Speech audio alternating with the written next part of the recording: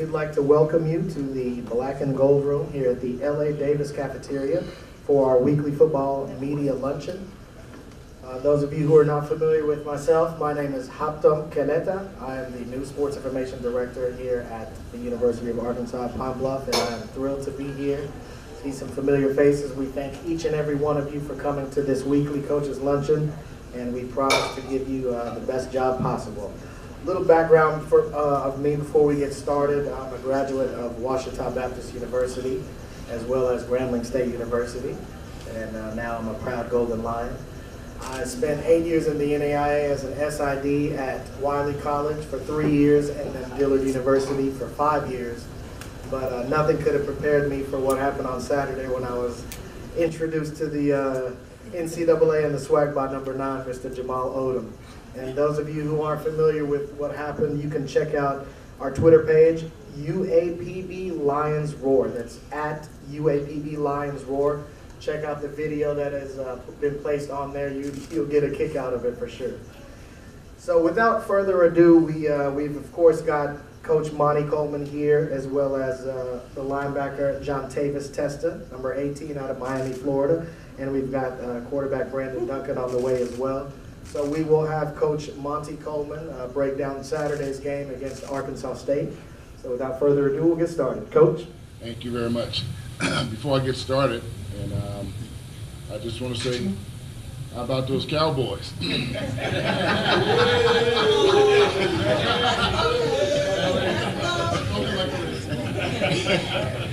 All right, I'm sorry, all right? But no. It's good for us to be back. I want to thank Airmark and for all their preparations, everyone that's come out for the press conference. Hard-fought football game on Saturday against Arkansas State. We knew it would be. We know the talent that they have, their ability to do things with the players that they have. Coach Anderson and his coaching staff does a great job coaching that team. And of course, we knew that we were going to be playing up to an FBS school. The thing that I left out with a good feeling, because even though we lost on the scoreboard, we made some mistakes, some kind of mistakes that you can't win against a good football team with. We had 5 turnovers, had 2 big plays on defense. We were in the red zone. In the red zone 3 times, come away with no points, and you can't do that. But I still left out very optimistic with the game. The opening drive of the offense was unbelievable.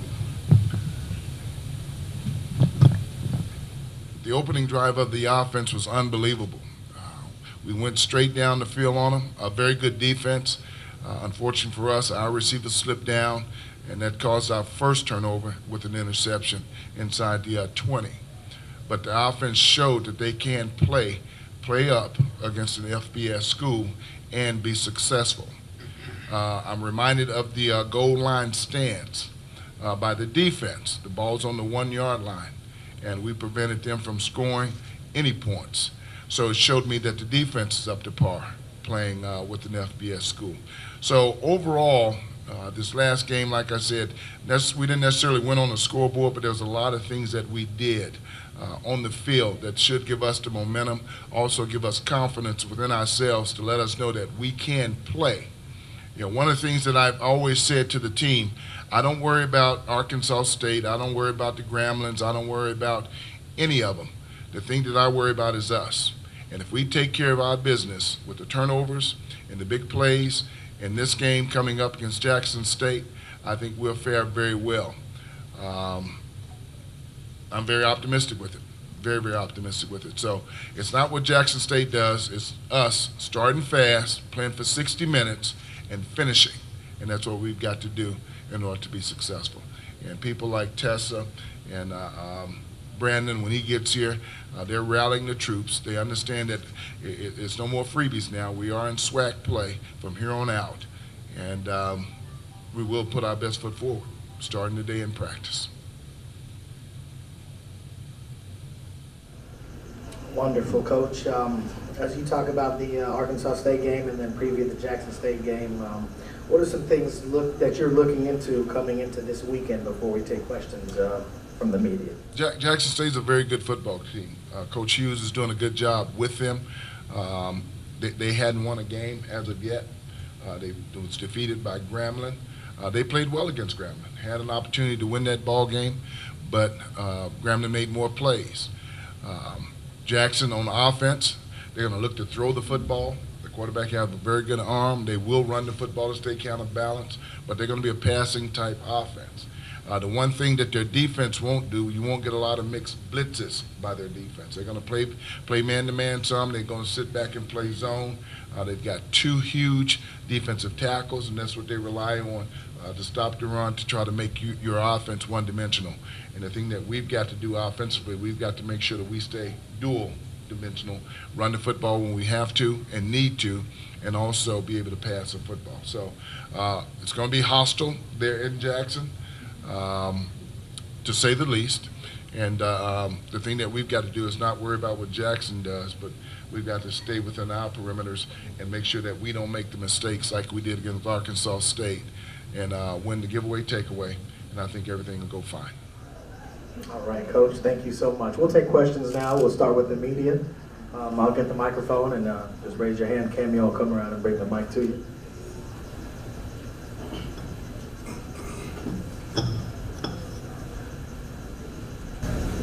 Osi Brown with the Pound Commercial. How you doing, Coach? Hey, Osi. All right. Going back to the Arkansas State game, last week you referenced that you wanted to see the guys compete overall. 20-3 at halftime. You guys were in their territory deep, quite a bit. Yes. Weren't able to capitalize. Did you just talk about being able to capitalize and going forward and what you can take from that? I think it's a different ballgame, mostly if we're able to capitalize early. It's like you just stated, it's 20-3 going in at half. We did a lot of good things. The thing that we didn't do well, return the football. But as far as playing with them, offensively, defense, and special teams, I thought we did a wonderful job doing that. The thing that we can't do, when we start drives or when we have opportunities to stop drives, we cannot shoot ourselves in the foot. And we did that repeatedly in this particular ball game against Arkansas State. Not taking anything away from them, but I thought our guys was ready to play, and they came out and played a pretty good football. Okay. Now, going to Tesla there, on defense, going to that goal line stand, that was big, going against the Arkansas State high-powered offense like that for you guys. Could you just talk about how they'll bode for your confidence going into SWAC play? That just shows us that if we can bulk up and stop them on the goal line on the one, you know that anything could be done in the SWAC. And defensively, we planning on,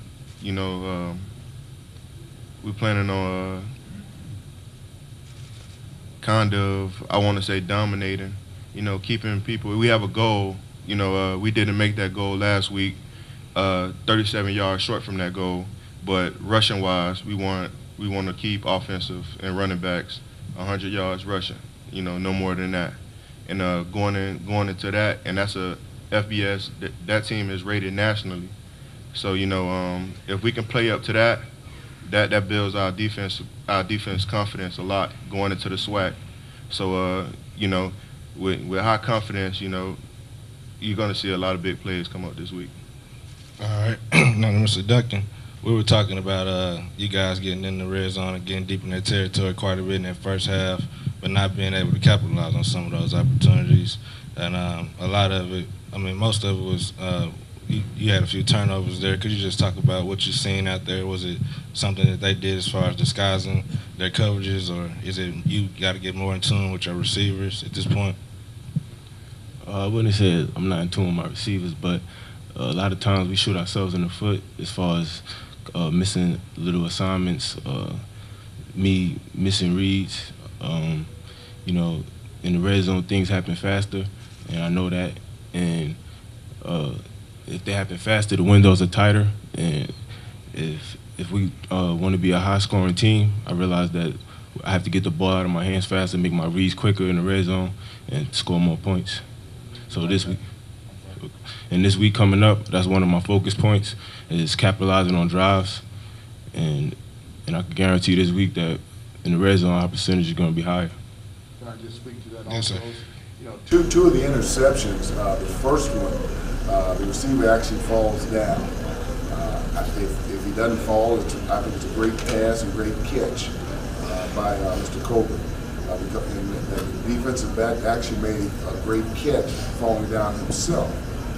Then we have another interception that Brandon arms get hit, and the ball kind of flutters out, and the guy makes a dive and catch for an interception. So, you know, not taken away from their interceptions, but you know, two kind of fluke interceptions, and I think it could have been a difference if not falling down on the first one, and if his arm doesn't get hit on the second one, anything could have happened. Okay. Now, one thing that I could take from that game is something that you guys probably internally would want to work on as well as on the offensive line. You guys are pretty young and a bunch of new guys up there. Could you just talk about the improvements you guys look to make in that aspect? You say a bunch of new guys, how about all new guys? It is a young offensive line. We shifted guys in and shifted guys out. They hadn't played together a year. We've only played together 3 games. And overall, they're doing a good job. We were able to rush the football against Morehouse. We came back last week before last against Akron, didn't rush it quite as much, but we were able to move the ball with Keyshawn and Christian Jordan some this week. We've got Trey Cole that's going to help us in our running game. But the offensive line is young. I think we have 2 freshmen. We've got 3 transfers. So they hadn't built that continuity yet, but the guys are working together in practice. We are trying to find that right mixture. We do move them in and out, and overall they're doing a pretty good job. I think we were only sacked 3 times in this game. So against a good pass rushing team like Arkansas State, the offensive line did a decent job holding up. Okay. Now going forward, first off, with you, Mr. Duncan, a big part of what Jackson State does runs through their quarterback Lyles. I believe he's been there for a while. Are you pretty familiar with him, and could you just talk about him on his behalf? From what I've seen on film, he does a good job controlling his offense, getting the ball out fast, making his reads, stepping up in the pocket, and if it's not there, he's running. And, you know, from me watching his film, I took a couple notes on stepping up in the pocket and running, because that's one thing I needed to work on, because sometimes I may sit in the pocket for too long and take a sack. But he's a great quarterback, and it's going to be a good one. All right, now, last week, Mr. Tessie led the team with 11 tackles. The defense was able to force, I think, 5 punts, and then you had the turnover on downs there. Could you just talk about going into SWAC, solidifying the defensive side of the ball?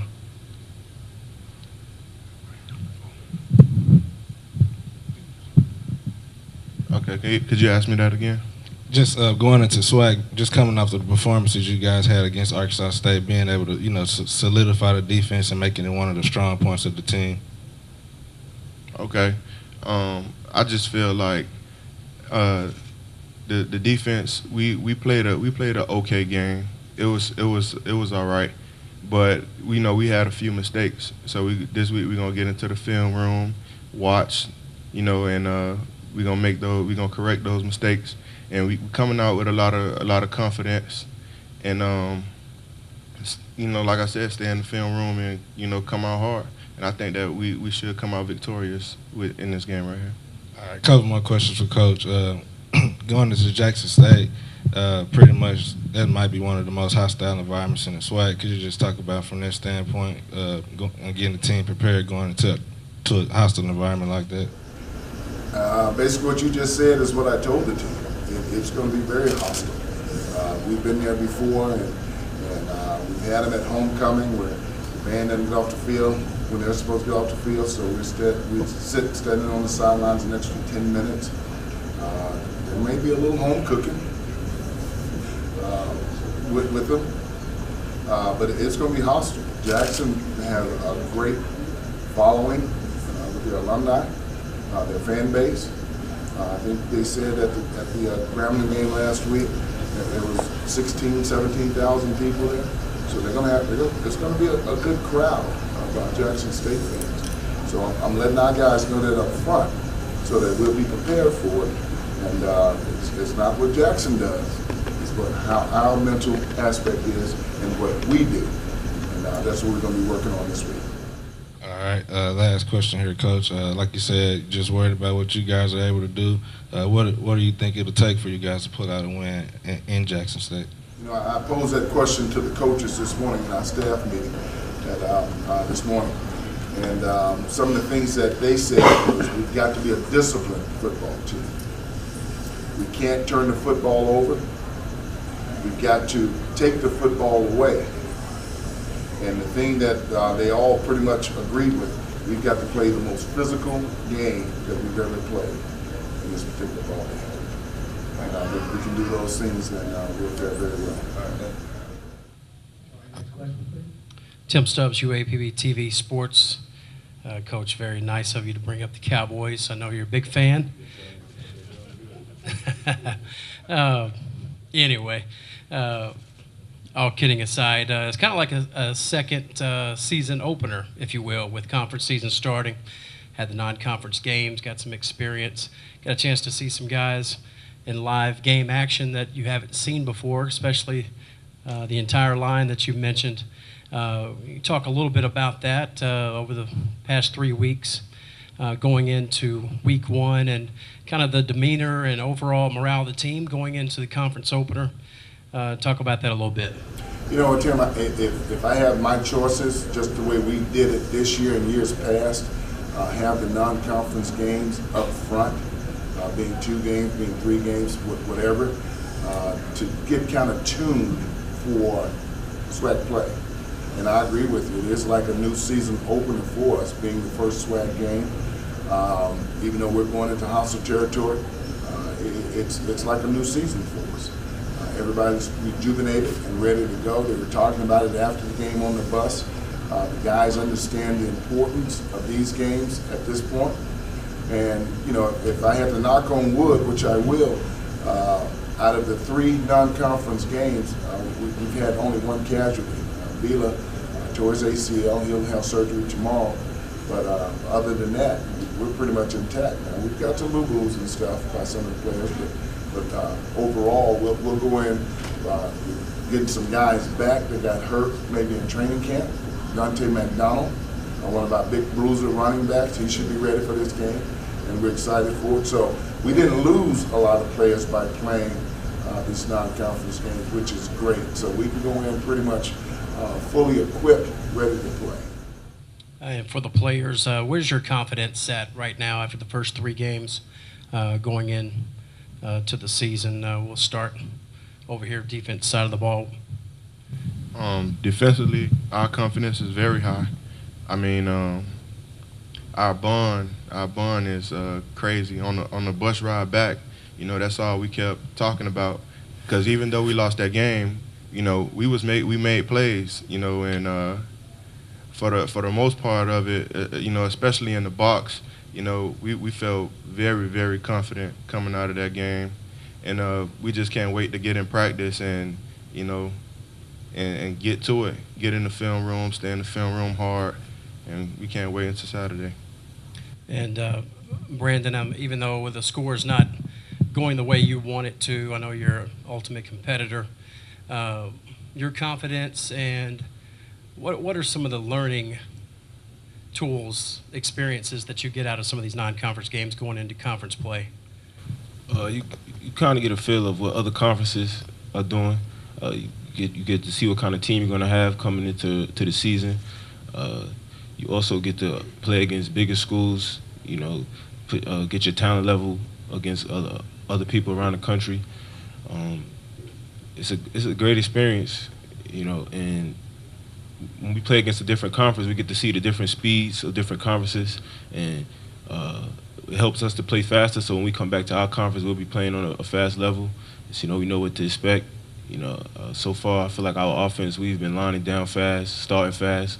We haven't really been good in the red zone, but that's one of the focus points that we have coming into this week of practice. And, you know, we're going to be ready coming into conference.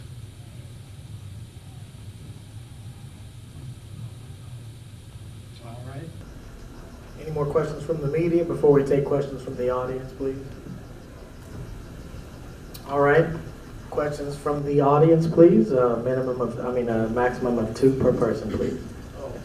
Thanks. Since I only have 2, based on my last performance, I guess. Coach, I want to make an observation, if I might. I want to address the naysayers that are out listening. Those people, none of us are without our detractors. The first thing they might say, well, you've lost 2 games already, not understanding that these are money games, and all small schools have to go through this. But I have, from the Gazette, the standings for the conference, for the SWAC conference.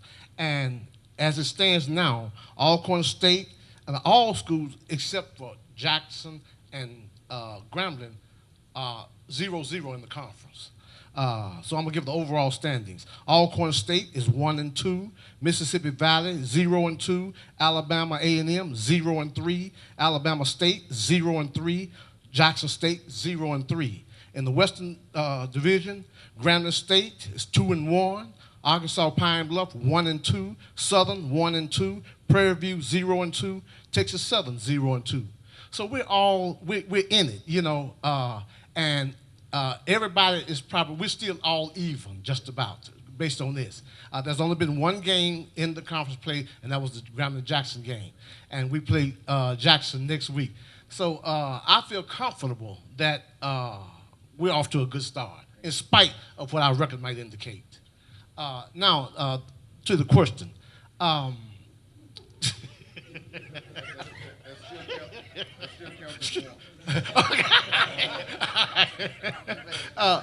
I'd like to know who is the most, what section, what group of men are your most developed to this point? Now, you just talked about your offensive line, but what about your linebackers? What about your secondary, running backs? What do you see the most promise in so far? Right now, the most developed on the defensive side of the ball is the defensive line. We've got guys who played last year, Tashad Charity, Nick Williams, Jalen Stewart, guys like that who played last year, has that continuity of team. So right now on the defensive side, I would have to give the highest grade to the defensive line, which they're playing well. We got a Purdue transfer, Johnny Daniels. He's doing a good job. We've got a junior college transfer, Mr. Kevin Agee, who also comes in and does a great job for us. So on the offensive side of the ball, I would have to give the credit to the running backs. Keyshawn Williams is running the ball well, and also Christian Jordan. Both of these guys have proven that they can run against the big boys and the Division II schools. So that's what I would put my highest grades on. But you've got a lot of receivers. Tyron Ralph is doing a good job at the receiving position. Brandon is doing a good job leading that offense. And Tessa, he's led us in tackles for the last 2, maybe 3 weeks. That's great. One more question, I'm gone, y'all. Now, that's the players, Coach. Yes. Tell us about your coaches. You got 3 new coaches. How are you grading them so far? I know it's early in the season, but are you getting what you were expecting? Yes, I am. And I'm very proud of what the coaches are doing right now, Bubba. They enjoy coaching together. We've had some disgruntled coaches in years past, and the coaching staff that I have together right now, they laugh, they go to lunch together, they do things together other than just football. And that's a mark of a good coaching staff. They're very, very thorough. We're up at 5 in the morning for 6 o'clock meetings in the morning. And they're leaving at 6 and 7, 8 o'clock in the afternoon, in the evening. So, these guys are very dedicated to what we're trying to achieve. And, I don't coach a position. I coach the coaches. And they're taking my philosophy to the field, and I think we see that change this year. And morale is up too, is it not, Coach? Yes, it is. It's up with the coaches, and it's also up with the players. Morale is way up. That's my 3 points. There was 4 of them. Got that Arkansas education.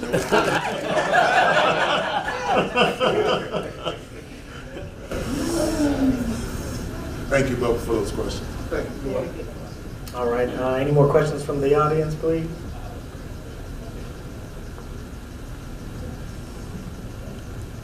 Anybody in the back? All right. We'd like to thank Airmark as well, once again, for helping us host this coaches luncheon. And as we see A.D. Lonza coming in the building, we'd like to thank him, as well as Chancellor and Ms. Elise. All right, if there are no other further questions, we will go through the weekly travel plans, or is that just, we know what to do Saturday, show I up? know what to do. We'll be leaving here Friday, Okay. heading to Jackson, Mississippi. Play a 6 o'clock game against Jackson State. Like I said in my opening comments, it's going to be a hostile crowd there in Jackson. So all of you that are Golden Lion fans that can make this trip, I think it's about a 3.5-hour trip. We need all of our Golden Lions fans that are rooting us on to a victory. I want to thank y'all once again for being here. All right, thank you so much, Coach. On behalf of UAPB Athletics, we'd like to thank everybody for coming out, and we will see you this Saturday in Jackson as the Golden Lions take on Jackson State, 6 o'clock. Thank you very much.